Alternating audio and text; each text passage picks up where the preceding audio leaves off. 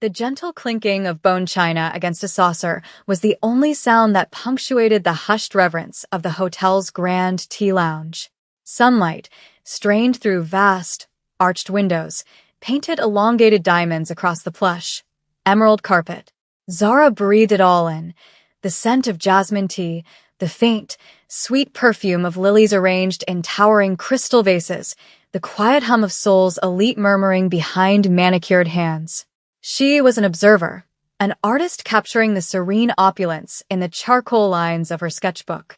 Dressed in a simple, light pink sundress that felt a world away from the bespoke suits and silk gowns surrounding her, she was a tourist, an outsider blissfully adrift in a sea of tranquility. This was the last moment of her old life, though she didn't know it yet. She was sketching the delicate curve of a silver teapot when a shadow fell over her page. Zara looked up into the face of a woman who seemed carved from moonlight and steel. She was older, her hair a perfect chignon of silver and black, her posture radiating an authority that transcended the simple elegance of her silk suit. There was a frantic, desperate energy crackling just beneath her poised exterior. The woman, without invitation, slid into the velvet chair opposite Zara. Her eyes, dark and intelligent, scanned the room before locking onto Zara's with a startling intensity. Before Zara could form a question, the woman leaned forward, her voice a low, urgent whisper that cut through the calm. "I need you to do something for me.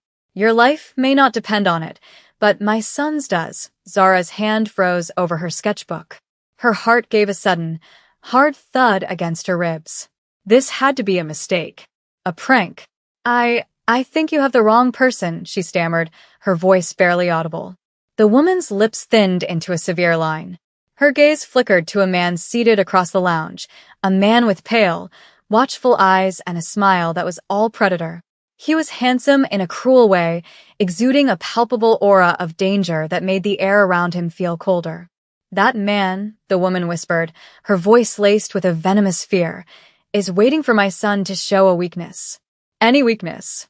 And today, he believes he has found one inch." She turned back to Zara, her eyes pleading, yet commanding. "My son is about to walk through those doors. When he does, I need you to stand, walk to him, and kiss him as if you are the only two people in this room. You will be the picture of a woman deeply in love." Zara's mind reeled, a chaotic whirlwind of confusion and alarm.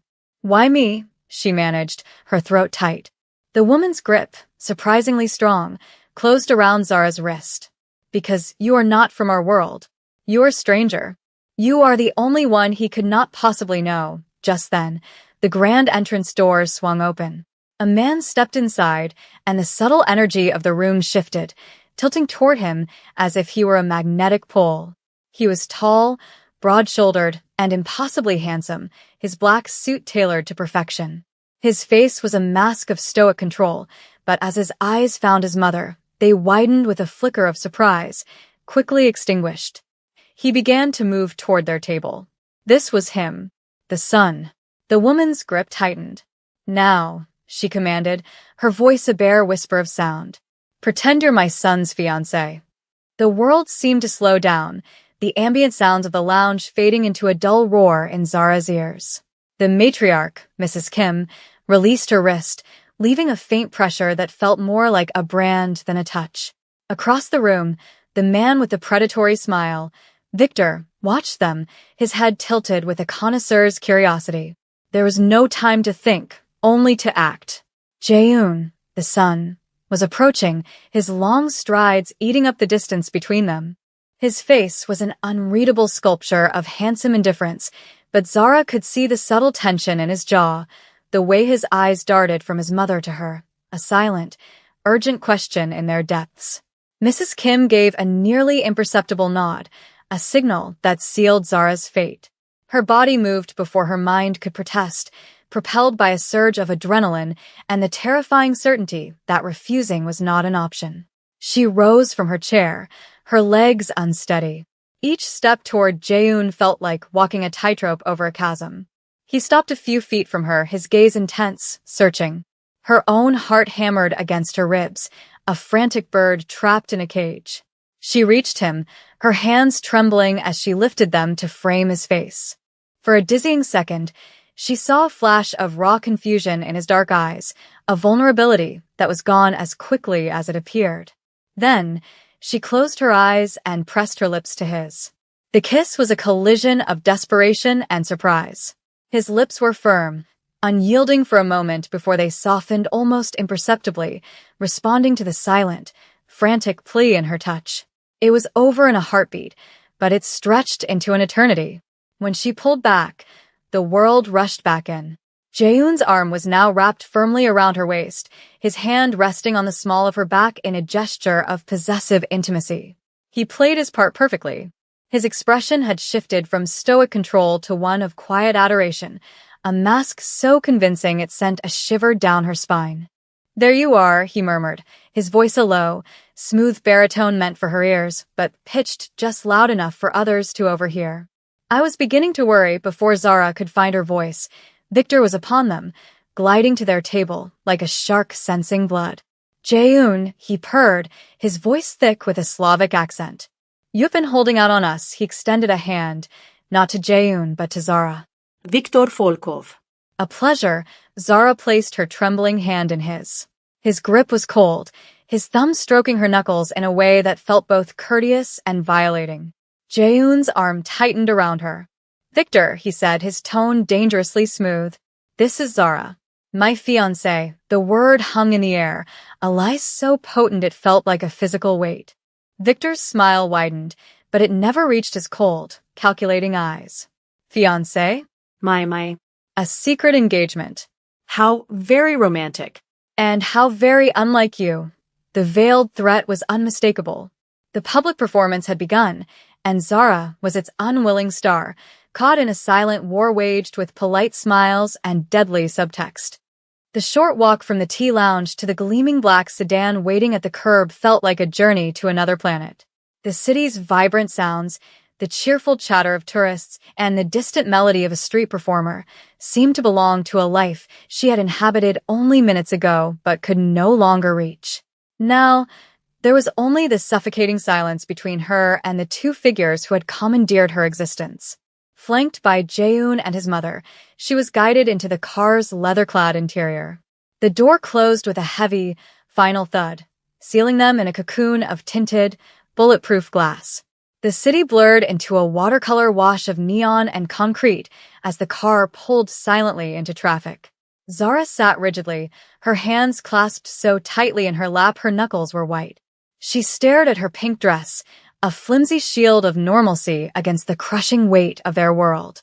The opulence of the car, with its polished wood grain and the scent of expensive leather, felt less like a luxury and more like the interior of a gilded cage.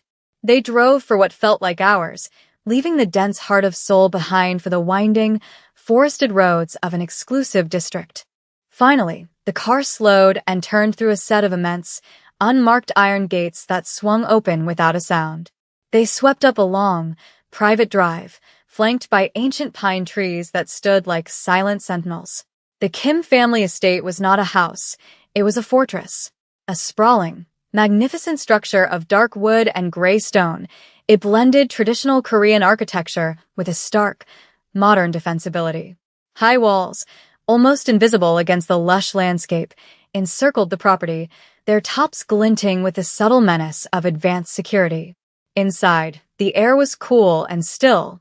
Zara was led through a series of grand, minimalist rooms, each decorated with priceless art and antiques, yet possessing the austere, impersonal feel of a museum. She was brought to a large study where a man stood with his back to them, gazing out a floor-to-ceiling window at a meticulously manicured garden. He turned as they entered.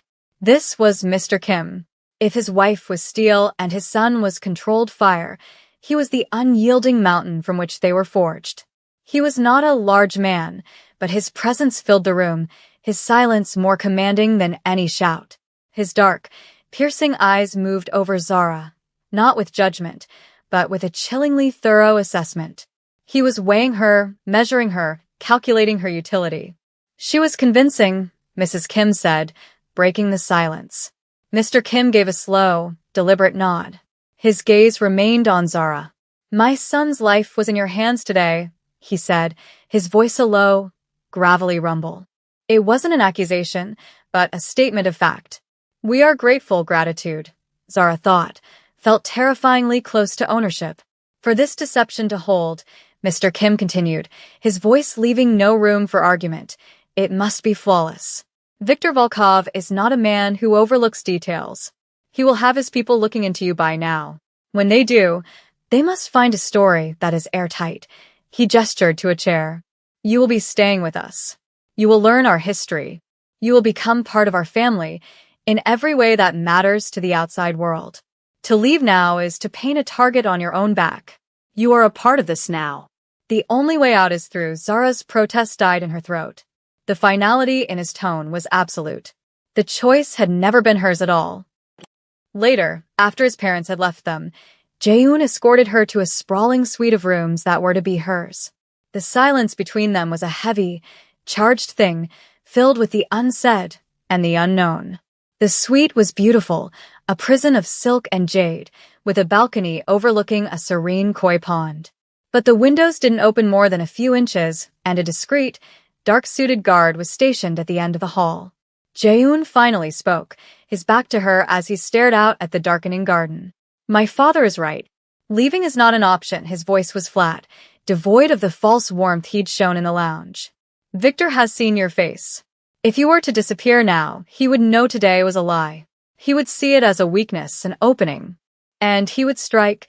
Zara found a sliver of her own anger, a spark of defiance in the overwhelming sea of fear. And what happens to me when he decides to strike anyway? Am I just collateral damage? He turned to face her then, and for the first time, she saw a crack in his stoic facade. A flash of something that looked like regret, or perhaps fury at his own powerlessness to change the circumstances. I will not let anything happen to you, he said, the words low and intense. You are under my protection now, which means you will follow my rules. You do not leave this estate without me. You do not speak to anyone outside this family without my permission. You trust no one. Is that clear? It was a command, not a question. Zara simply nodded, her throat too tight to speak. He seemed to hold her gaze for a moment longer than necessary, a silent, complex assessment passing between them before he turned and left, closing the door softly behind him. Alone at last, Zara sank onto the edge of the enormous silk-covered bed, her body trembling with delayed shock. It was then that her phone buzzed on the nightstand, a lifeline to a world that no longer felt real. She snatched it up. The screen glowed with a picture of her best friend, Chloe, grinning on a beach. Zara. Oh my God, you will not believe the market I found in Insadong. Chloe's voice was a cheerful, sun-drenched wave of normalcy that crashed against Zara's new reality, and the impact was devastating. They have these amazing handmade brushes. I bought you a set. Are you having a good time? You are so quiet today. Zara squeezed her eyes shut, fighting back a sob. She looked around the opulent room, her gilded cage. Yes, she lied, her voice a strained whisper. I'm having an amazing time. I met someone. The life felt like acid on her tongue, a bitter confirmation that every part of her life, from this moment on, was now a performance. The next morning began the systematic dismantling of Zara Adebayo, the visiting artist, and the construction of Zara, the beloved fiancée of Kim Jae-hoon.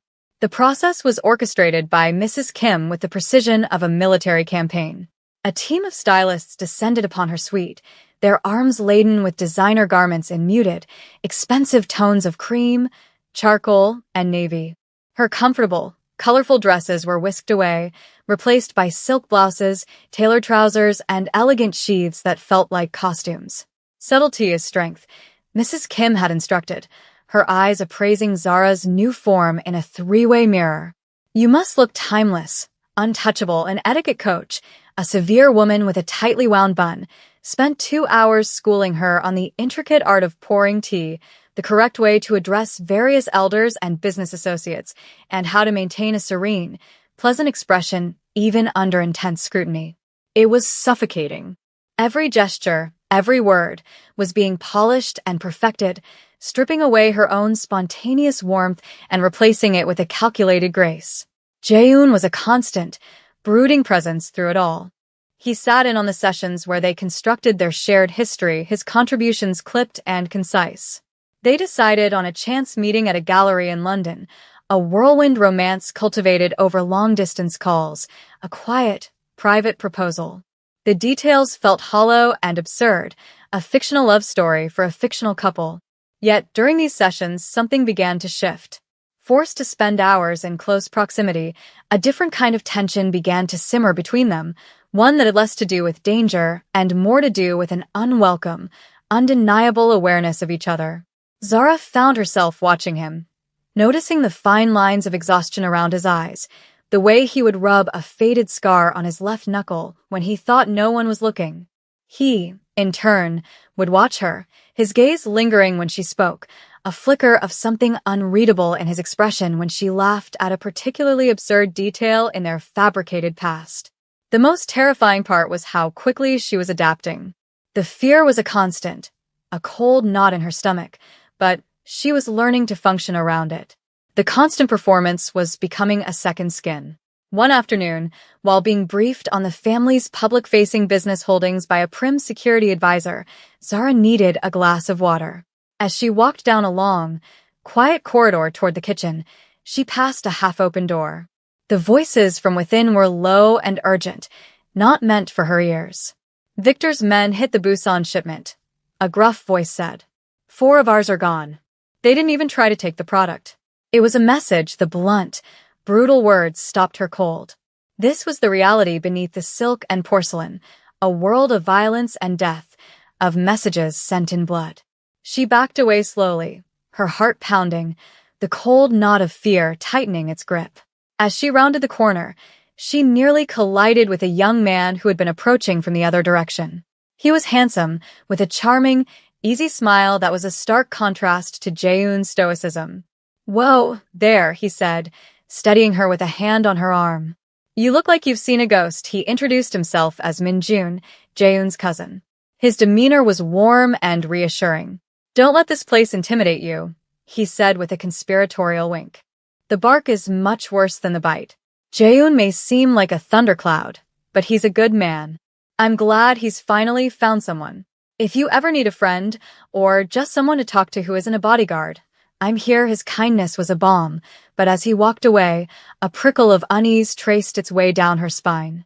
His questions had been friendly, but just a little too probing about how she was really feeling, how she was really handling the pressure. It was a feeling she couldn't shake.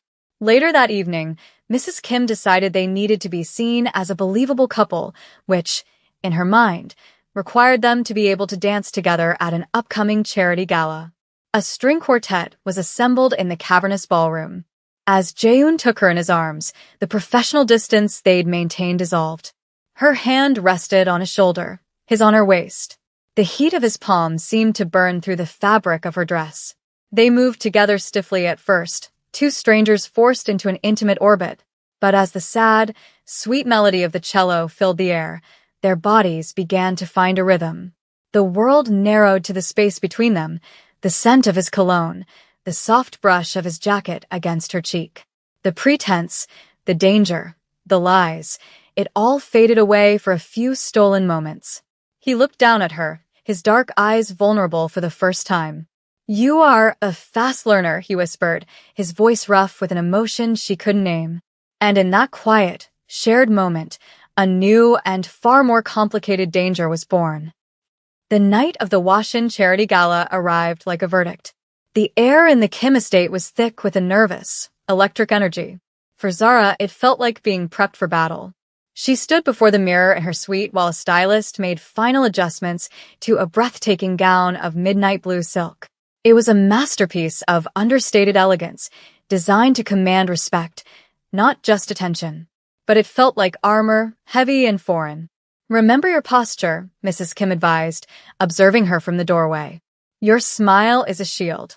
Tonight, every person in that room will be watching you, judging you. They will be looking for a flaw in the story. Do not give them 1 inch." Her words were a chilling reminder of the stakes. This wasn't a party. It was a performance on a hostile stage. The grand ballroom of the hotel was a glittering battlefield. A sea of Seoul's most powerful figures, draped in jewels and designer suits, mingled under the brilliant light of crystal chandeliers. The air hummed with whispered conversations and the clinking of champagne flutes. To Zara, every glance felt like scrutiny, every polite smile a potential threat. Jaehoon was a formidable presence by her side, his hand a constant, reassuring weight on the small of her back. He navigated the treacherous social currents with an effortless grace, introducing her with a quiet pride that felt unnervingly real. She played her part, smiling until her cheeks ached, murmuring the correct pleasantries, her mind racing to recall the names and affiliations she had been forced to memorize. And then she saw him. Viktor Volkov moved through the crowd like a panther, sleek and dangerous in a perfectly tailored tuxedo.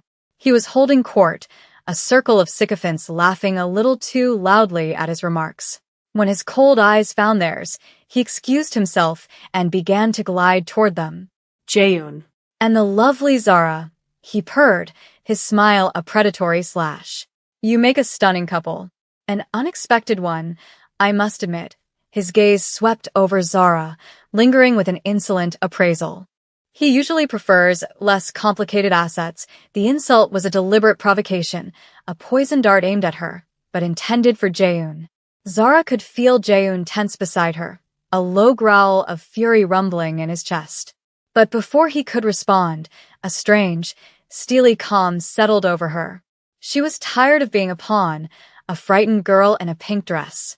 She met Victor's gaze directly, her chin held high. Jaehoon doesn't choose his assets, Mr. Volkov, she said, her voice clear and steady, cutting through the ambient noise. He chooses his family. The silence that followed was electric.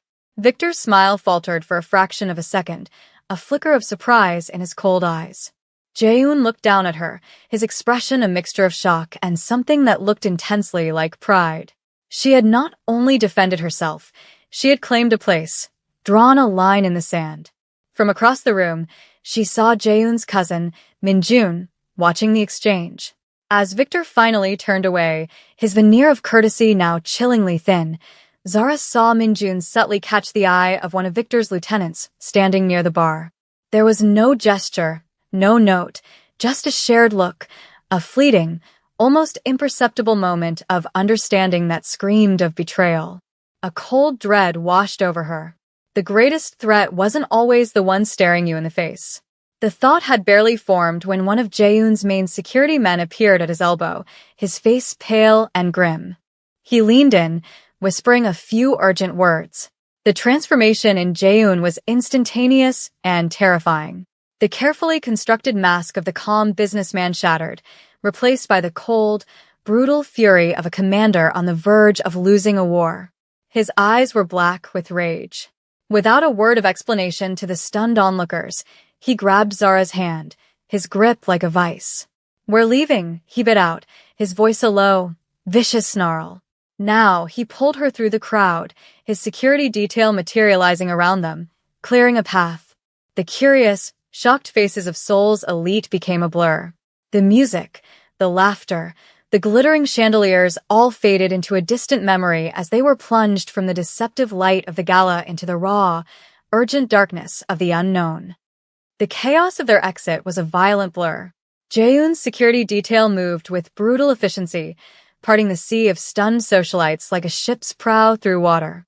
The air outside the hotel was cold, a stark shock after the ballroom's warmth. They were bundled into the back of the waiting sedan before the doors had even fully opened, the engine roaring to life and peeling away from the curb with a squeal of tires that ripped through the night's polite facade. Inside the car, the silence was a roaring vacuum.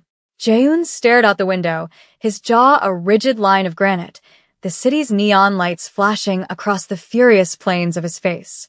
He hadn't let go of Zara's hand. His grip was painfully tight, an anchor of rage in the swirling storm of his emotions. Zara watched him, her own fear a cold, metallic taste in her mouth. This was the man behind the mask, stripped of all pretense. The controlled businessman was gone, and in his place was a predator who had just seen his territory violated. What happened? She finally dared to ask, her voice small in the cavernous interior of the car. He turned his head slowly, his eyes meeting hers. The fury in them was so raw, so potent, it made her flinch. Victor didn't just come to the gala to trade insults, he said, his voice a low, chilling growl. While he was smiling in our faces, his men were hitting a private cargo port we control in Incheon. The one my father was personally overseeing tonight, the blood drained from Zara's face. Mr. Kim, the formidable, unshakable patriarch. Is he? He's alive. Jaehoon cut her off, the words sharp as broken glass. He wasn't on site, but many of our men were. It wasn't a raid, Zara. It was a massacre. They executed everyone. They didn't take a single thing. He finally released her hand, running his own through his perfectly styled hair, disrupting its order. It was a gesture of such profound frustration and grief that it humanized him more than any smile ever could. It was a message. The one you intercepted tonight was for show. This was the real 1 inch. He leaned his head back against the leather seat, closing his eyes for a brief moment. He's declaring war. The car sped through the night, a black arrow aimed at the heart of a brewing storm. Zara looked at Jaehoon, at the man burdened by a weight she could barely comprehend, and felt a new emotion stirring beneath her fear, a fierce, protective instinct. She reached out, her fingers hesitating for a second before gently resting on his clenched fist. He didn't pull away. His fingers uncurled, his hand turning to tentatively entwine with hers. It was not a gesture of romance, but of shared humanity in the face of impending darkness, a silent acknowledgement that they were in this together, whether they had chosen it or not. The estate was on high alert. The serene fortress had become a military command center, dark sedans sweeping up the drive and men in sharp suits speaking in low, urgent tones into earpieces. The atmosphere inside was suffocatingly tense. Mr. Kim was already in his study, a formidable, silent statue of contained rage, while Mrs. Kim directed staff and security with the cool, efficient authority of a general. Zara felt like a ghost, drifting through the hallways, completely out of her depth. She was a liability, a civilian caught in a war zone. She retreated to her suite, the silken prison feeling more constricting than ever. She stood on the balcony, wrapping her arms around herself as she stared into the dark, manicured gardens. The cool night air did little to calm the frantic beating of her heart. She heard the soft click of the door opening behind her, but didn't turn. She knew it was him. Jaehoon came to stand beside her, the silence stretching between them, thick with the night's tragic events. He had shed his tuxedo jacket and tie, his white shirt was unbuttoned at the collar, and he looked utterly exhausted. "You should try to get some sleep," he said, his voice rough. "I can't," she confessed, her voice a whisper. "All I can see are their faces at the party, and now She trailed off, unable to articulate the horror. "What you did tonight," he said, changing the subject, his gaze fixed on the distant city lights. Standing up to Victor. "No one has ever done that for me." Zara turned to look at him, at his proud, handsome profile outlined by the moonlight. "I wasn't doing it for you," she said softly. "I was doing it for us. For the story we're supposed to be telling." His eyes met hers, and in their depths, she saw a flicker of the same vulnerability she'd seen in the ballroom. "Is that all it was?" he asked, his voice low. "A story?" The air crackled between them. The danger, the lies, the forced proximity had forged a strange, unwilling intimacy. The adrenaline of the evening had stripped them down to their essential selves, and a truth, fragile and dangerous, was beginning to bloom in the ruins. He took a half-step closer, his hand coming up to gently cup her cheek. His thumb brushed over her skin, a touch so tender it made her breath catch. "Zara," he murmured, her name a quiet prayer on his lips. "When I saw you walking toward me in that tea lounge, I thought my mother had lost her mind. I saw a complication I didn't need." He paused, his gaze searching hers. "Now, I think you may be the only thing that makes any sense in all of this." He leaned in, and this time there was no pretense, no audience. It was a kiss born of desperation and gratitude, of fear and a dawning, terrifying hope. It was a moment of solace in the heart of the storm, a quiet promise that even in this world of violence and lies, something real might still have a chance to grow. The next day, the family convened in Mr. Kim's study. The mood was somber, heavy with grief and the thirst for retribution. Zara was asked to attend, a gesture that signified her new, albeit precarious, position within the inner circle. She sat beside Jaehoon, his presence a solid, reassuring warmth. They were discussing security protocols, trying to understand how Victor's intelligence could have been so precise, so perfect. They were speaking of leaks, of betrayal. The men in the room, uncles, cousins, high-ranking lieutenants, all swore their loyalty, their faces grim. And then Zara saw Min-jun. He was the picture of sorrow, his charming smile replaced with a look of pained concern as he spoke of the men they had lost.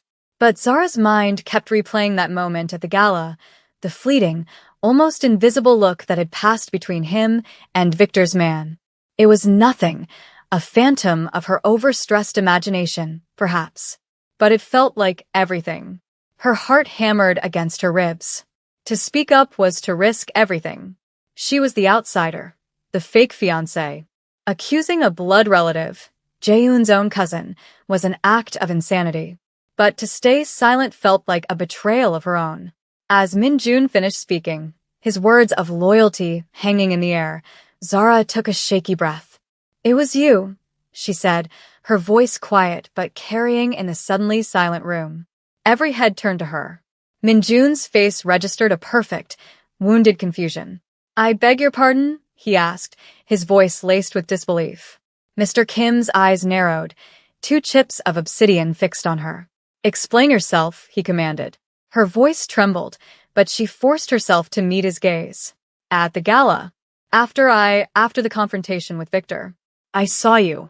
You looked at one of his men. It was just for a second. But it wasn't a casual glance. It was a signal." Min-jun let out a short, incredulous laugh. "This is absurd. She's hysterical. The pressure has clearly gotten to her." An uncle standing near the window nodded in agreement. "The girl is new to our world. She sees shadows where there are none." But Jaehoon didn't look at Zara with doubt. He looked at her with a chilling stillness, his mind clearly working, connecting unseen dots. He remembered Min-jun's subtle probing, his friendly questions about Zara's state of mind, his constant, low-level resentment over Jaehoon's position as heir. He turned to face his cousin. "Where were you 2 nights ago, Min-jun?" he asked, his voice dangerously calm. "I was at my apartment." Min-jun scoffed, though a flicker of panic crossed his features. "Alone? That's a lie," Jaehoon stated flatly. "I had you followed. You met with one of Volkov's financial advisors. You thought we wouldn't notice." The air in the room turned to ice. Min-jun's charming facade crumbled, revealing the ugly, sneering resentment beneath. Zara had not been seeing shadows. She had seen the truth. The trap was set with cold, quiet precision. Mr. Kim, his face an impassive mask that betrayed none of his cold fury, convened another meeting. In front of Min-jun, he laid out a plan to move a significant shipment of untraceable bearer bonds, a contingency fund, to a secure location outside the city. The details were specific: the route, the time, the number of guards. It was all a lie. A ghost convoy for a ghost shipment. Zara watched Min-jun from across the room. He absorbed the information with feigned diligence, asking the right questions, his concern for the family's assets appearing entirely genuine. But his eyes held a glint of greedy, triumphant light.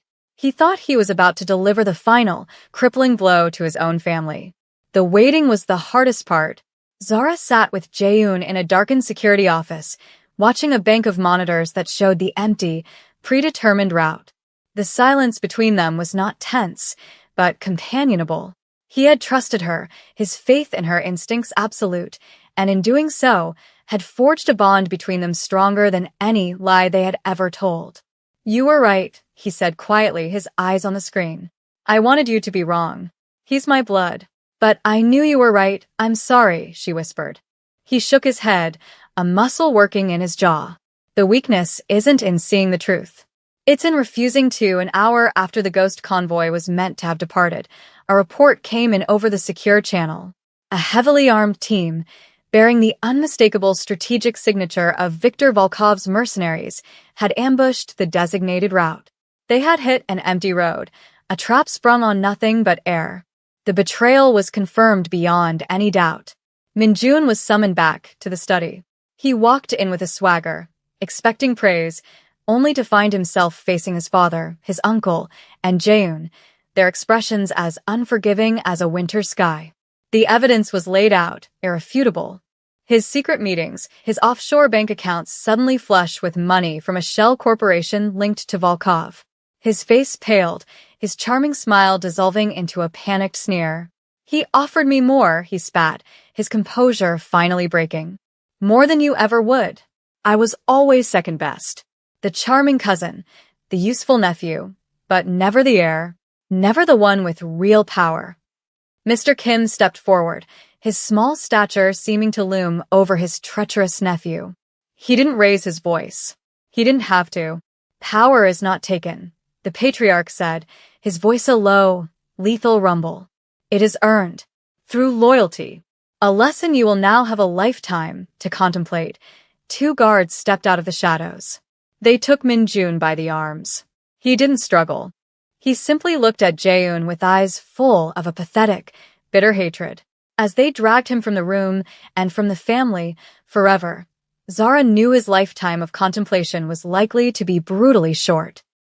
The immediate threat from within had been neutralized, but the victory felt hollow.